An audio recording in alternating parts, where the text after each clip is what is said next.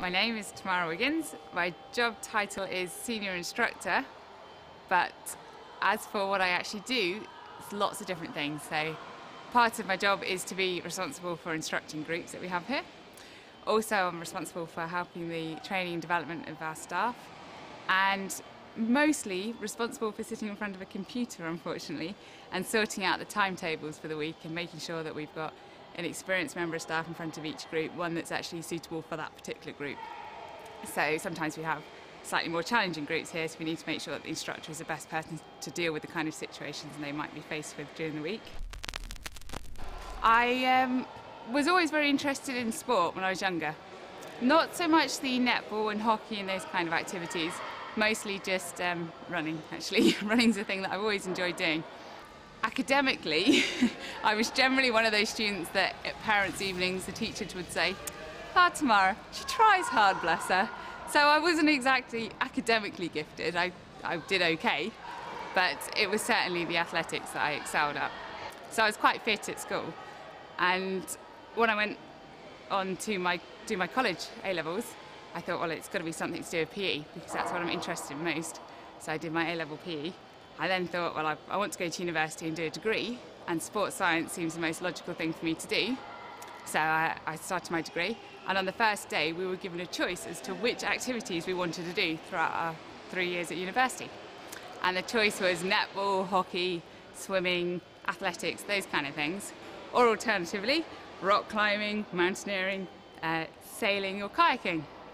And that was it. That was a definite, I have to try those ones.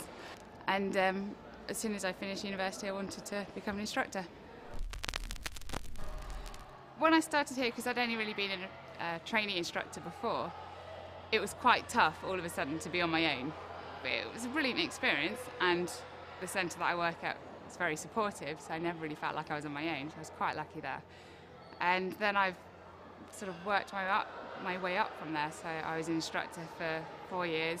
I became a lead instructor for about 3 months and then became a senior instructor.